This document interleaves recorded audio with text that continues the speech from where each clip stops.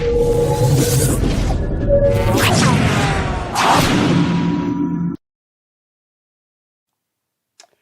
good day afternoon. Welcome to today's session on the Radar. Live updates on what's going on in the market. And we're just going to jump right into it. Again, I am not on, I cannot see you if you're joining us live, but if you are joining us live, welcome. We're glad you're here. And if you will, you can always drop a note in the comments section. When you watch this, when you're giving us a thumbs up and saying, hey, we really like that, or saving it for future reference, or you can drop me an email or a direct message and say, hey, Dennis, please review this particular stock for me, and we'll find out if your stock can make it to on the radar. I've got some really great things to be talking about today regarding the entities. And every, as we say, Tuesday, Wednesday, Thursday at just after the market closes, we'll be doing these on the radars. And today I've got, oh boy, my book is full of things I could talk about today, but I'm going to hone in and talk about just about a few items. I want to remind everybody that if you did miss this section here, this is the how to leverage non-monetary assets to build wealth quickly in less than 60 minutes per day. I have laid up a link that you can basically go. It is an on-demand webinar. Please go take a look at that.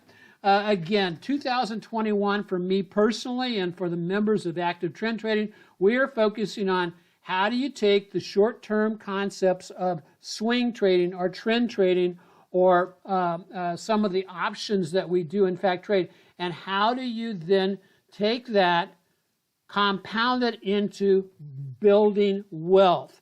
Oftentimes with these shorter term trading concepts, you really don't think about the concept of building wealth. But we want to basically start including that in our discussion because ultimately down the road, I just read an article that was very interesting. It said basically build your wealth for retirement before you start building a school zone, not a school zone, a education fund for your kids. And so make sure that that is in place before you do the other. So just something to keep in mind. And so let's take a look at the spiders. What's going on here? Today was, on the body wise in the spider, it was kind of an inside day. We're up at the top of the Keltner channel. This is the 2 standard deviation Keltners. The reason I use the 2 standard deviation Keltners off the 20-day moving average is because it captures about 92 to 95% of all the price action. And so oftentimes when prices are close to the top of the Keltner channel, that's when you can look at for a potential pullback. Doesn't necessarily mean it's going to pull back and go into a huge downtrend, but oftentimes it's a pullback down into a, basically a pullback so that we can load up and get ready to trade again. So what are we looking at? S&P pushing up towards the upper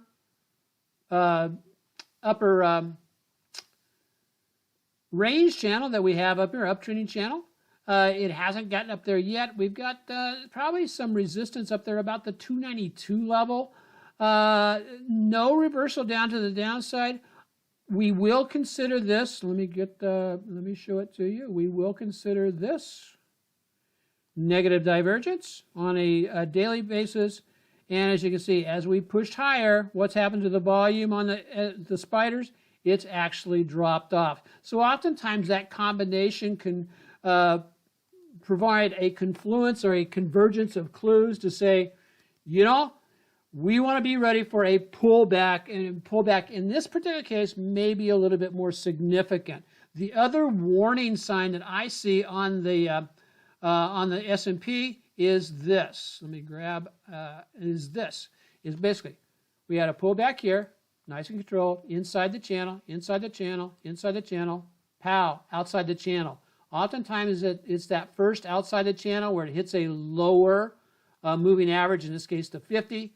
That's the initial move to say, okay, we're getting ready for a further drop. If this next pullback does in fact slice through the 8, the 20, the 34, and again, hit its butt on the 50. Watch out for a potential indication that we could be into some more significant topping than we were earlier in the year. So that takes care of that. Let's go run over the Qs. So Dow, the S&P, the spiders were down slightly for the day. Not a huge thing. Same thing with the Qs, down slightly. It was down 7 cents. Okay, I'm not going to. But one of the things I did notice here on this is that the push from the extension on the Fibonacci is from this high to this low. We came really close to the first 1272 extension as a target. That's oftentimes breakout above the 100% extension. That's your next target area. It came just close to it. It was at it's sitting at 135.09, and the highs for today was 134.81. So really close to that. Not a shooting star. It was a hanging man on Friday. Not a actually on Monday. Not a shooting star today. However, it does show that perhaps somebody else is watching these Fibonacci extensions, and when it got close, sellers came in to start pushing things back down. Again, no reversal signals. Yes, negative divergence, lower volume. So that again could be setting us up for a potential. And then also something very similar is the pullback from the 25th of January to the 29th of January. Larger in range than any of the other ones, going all the way back to, I want to say this is October. It is October, November 2020. It seems so long ago. IWM continues to push higher. IWM appears to have a bead on this 200% extension. Now, again, that's taken from this low, a high, to this low. And if it hits that up at the 231 level, and it's only at this particular point $3 away, so we can hit that and then get a nice little pullback. Because you can see from the on the IWM, it is extended a long way away from the 20-day moving average. It is well outside the Keltner channels, and so a reversion to the mean, wherever the mean might be. And by the time it did a reversion, that mean may be up here at about, I'm figuring 218 to 219 would be a good target area for a pullback. And so when I'm waiting for a move like this, what I do, and here's a little tip, I just set in an alert, let's say at 2:19:50, and on that alert on the Thinkorswim platform, you can have it sent to your an email, or I can do a push text to you to say, hey, you hit that level. But then, of course, jot down in your trading journal why you had that particular alert set, and then you'll know, oh, I had the alert set because I want to take a look at buying some IWM or buying TNA at that point. So again, because I know sometimes I set alerts thinking, oh, I'll remember what that alert is for, and the alert goes off and I go, what was that about? And so anyway, jot yourself a note, make it easier on yourself. So again, do we have a sell signal here? No, we don't. We do not have a rollover on the momentum. And oftentimes, if you'll take a look, and this is a really good example that I want to show you, is that oftentimes when you start getting the rollover of momentum, does that mean price action is going to roll over? Not necessarily. As you can see here, from the time we got our rollover on the momentum, price actions continue to move up at a pretty nice pace. And then finally, once we crossed on the TSI below the upper reversal zone, that's when you got your little bit more healthy sell-off. And so just keep that in mind. That's one of the things that I like to keep let people know about, and that's one of the things we put on some of the training videos on the Market Tech Talk YouTube channel. That's the Active Trend Traders Market Tech Talk YouTube channel. We put that there so you can better understand how to interpret the indicators and some of the interpretation of the indicator or the convergence of clues, they can go across multiple indicators when a lot of times the interpretation is very, very similar. Last but not least, I want to check something. I want to check something really quick here. Okay, good. Let's see, last but not least, so IWM, again, nothing to write home about. Now I'm going to throw out, stay up with me, I'm going to throw out 4 different stocks that are very interesting. I'm going to start off in one ETF. So 3 stocks in one ETF. And the ETF is XBI. This is the biotech. It has been on a tear here of late.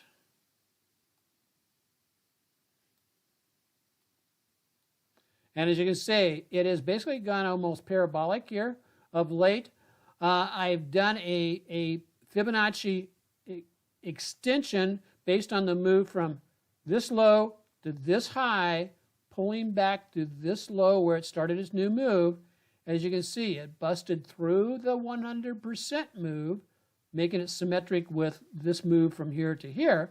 But where did it hit? It basically bumped its head against the 1272 and reversed today. Now, do we have a dark cloud cover, which means that this candlestick here would cover over 1/2 of this big green candle here? No, we do not. But we are getting a clue, and again, this is just a clue that perhaps price action may start to roll over. And again, roll over to what? Roll over for a potential pullback into these Fibonacci's. Now, what we'll do now is, now that we have a potential short-term high in place, I remove that Fibonacci there, go down and grab just the Fibonacci retracement, go to my low here, go to my high here, and now I can start tagging where it might pull down to. And one of the things that is one of always my favorite areas to focus on is what I call the magic fib box. And that is down here between the 382 and the 618. I just lay in a number there, or lay in a little rectangle. Click on that, and that highlights it in the chart, so no matter what time frame, and I can extend that. That's another thing. I can extend that. I can go bow, and I'm going to say, hey, I want it to run out when? Let's extend it out to March 31st. Cool. Now that automatically extends that out. And if I bop over to the weekly chart, what does it do? It shows you that that particular area is extended out, because oftentimes that Fibonacci, what I call the magic fib box, those 3 Fibonacci extensions and or retracement lines, the 618, the 382, and the 50, they basically seem to work like magnets almost, and it may be a little bit of self-fulfilling prophecy, because so many people watch the fibs, that it seems to pull price actions down to or back into those levels. And I find that they work very well, especially when I do not have any well-defined levels of support and or resistance. One of the things I like about this is, take a look at it. Here's a level, a breakout level. It corresponds almost to the 618.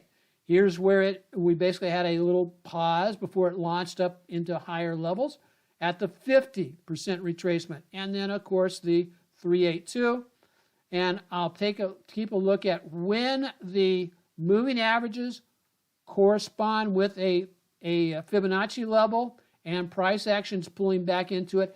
It provides you an additional convergence of clues, a confluence of clues where everything is coming together and say, oh, that could be, there's a strong probability that is a strong level of either support or resistance. So just keep that in mind. You can make jot down a little note to yourself. So XBI. How about, here's another one that I'm keeping an eye on. This is a potential, And this is a trading tip that I'll just throw out there to folks, is when you're trying to learn how to trade options, oftentimes, I mean, it's really sexy, it's really exciting to trade, buy options, especially directional options in things like Tesla, Facebook, Netflix, anything that is the big movers. However, that options are a two-edged sword, and they cut both ways. And so what I find, and I wish I would have known this when I first started trading options, is go to a less volatile entity to start to learn how to trade options. And that's where I suggest go to the spiders, or go to the IWM, or go to the NASDAQ triple Qs. And because one, the bid ask is really close. Oftentimes you have $1 strike price differentials. And so you can stand up trades now, because it used to be back when I learned, there was two options. Basically there was $5 wide spreads and there was $10 wide spreads, and it grew as you got in the larger stocks. And so the thought, I think Tesla has like either $5 or $2.50 spreads, unheard of back in the day. That's dating me, making me look like an old guy. Oh, I am an old guy. Anyway, what I'm looking at FDX is, this is Federal Express, FDX, okay? And let's take a real quick look at the weekly. On the weekly, as you can see what's going on here, it's done a really nice pull back down to a level of support at 237, and is now appears to be rebounding off of that. I've got the TSI starting to turn up. I've got the market forecast longer-term momentum starting to turn out. Very positive. Again, this is the second day of the week, so we had almost a bullish engulfing last week to get in. So what I'm looking at is any type of a pullback back down into the 820, or it may just stick here at the 34, at the 255 level. I want to look at a potential trade at the 255 level to go ahead, and I can either buy the stock or I can do some kind of a longer term spread trade. I have earnings coming up when? I have earnings coming up on 3/18 after the market closes. And so we're about, about 5 weeks before earnings, in perfect position to take this on an earnings run that could run. When I do my earnings runs, I'm looking for a 10% move. And so if it moves from here, where it's at currently, back up to the top of the price action, well, how much is that? That's about a 14% move. So what I found is if I put in there somewhere between 5 to 10% as my profit target, it translates to a larger profit target with options. And the other thing I'm looking at on my option trades is, does FDX move about $7 to $10 per week? And the answer to that is yes. Why is that important? Because if an entity moves at least that much, it all opens up a lot of possibilities for how to stand up your option trade. So that's that one, FDX. Our next one that I want to take a look at really quickly is NFLX. This one, you know it very well, Netflix. Netflix is trying to work its way back up to these past highs. It now has, all of the moving averages on Netflix are all stacked in the bullish direction. We just went back up above and closed well above the 8-day moving average. So one of the ways we can look to trade this is just a couple. One, you could draw a trend line from here up, and that's kind of steep. Let me show you an example of that. I hope I'm moving fast enough for you. Extend. Extend right. And as you can see, don't like that one for a lot of different reasons. One, it cuts through everything. But I do like this other one. It's on a little bit of a flatter move, this one. It's these lows here. And again, any kind of and that defines a short-term trend, and that range on that is kind of a little trend channel. I can duplicate that, move it up, back up to the top there, and what's the range? The daily range is $23. Again, nice big range where you can plan a lot of different trades about it. Based on what I'm seeing right now, though, where do I want to be a buyer? Basically, somewhere between the 8 and this lower level here. So somewhere between tomorrow to 545 all the way up to 549. You got a $4 wide target to be able to do a trade on that. One of the things for active trend traders that I'll be also taking a look at is the excitement of Bitcoin. And somebody suggested that I take a look at GBTC. And I would, I don't necessarily want to, I'm not going to be big in Bitcoin, but dadgummit, this little stock or this little ETF really shows some nice movement. You can lay on your technicals on it and be able to trade it. Now it's pushing back up towards a level of resistance. I would trade it the same way that I do any other stock or ETF. It becomes interesting to me when it's up against one of the moving averages or a well-defined level of support. So I have a well-defined level of support on this gap. And where is it? 4250, whatever that low is right there. That low there is 4285.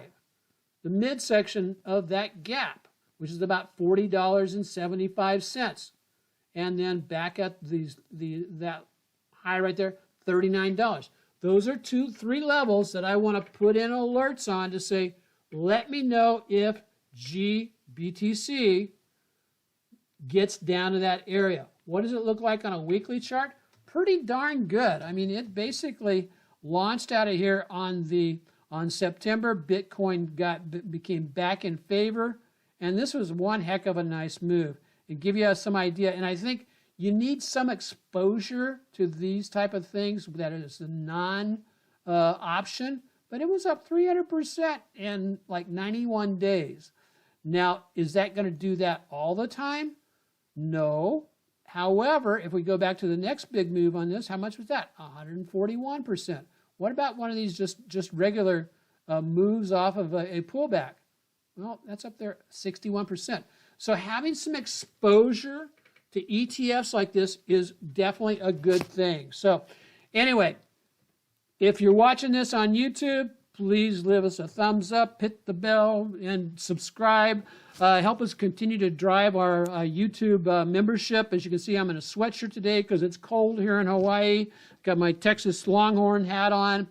So if any of you guys are Texas Aggies out there, you can still do business with a with a Texas Longhorn, especially one that's as good as picking stocks as I am. And so last but not least, I think I have one last thing. We talked about that. And so, and the other thing, if you are joining us on Instagram, or also I will put on the YouTube channel, I keep on my bio on LinkedIn, not LinkedIn, on Instagram, I have a Linktree tag. If you're familiar with Instagram, of course, you know about this. I've got a couple of specials I want to tell you about. One, go here, click this, and it'll let you watch that on-demand webinar that we did on Saturday, how to leverage non-monetary assets for building wealth. And that's a Zoom webinar. It's on demand, it'll be on demand for the next 7 days. If you want just to get a hold of our free watch list, go here. And then secondly, we just launched our second autopilot trading leverage ETF service, and it's really good. And it goes along with the top 5 growth stock autopilot trading service. You can save up to 75% on it, so you can't go wrong. But I put all the fun stuff here on my Linktree account, and so I just wanted to share that with you. So until tomorrow at approximately 1 o'clock Pacific, just after the market closes, aloha, God bless everybody.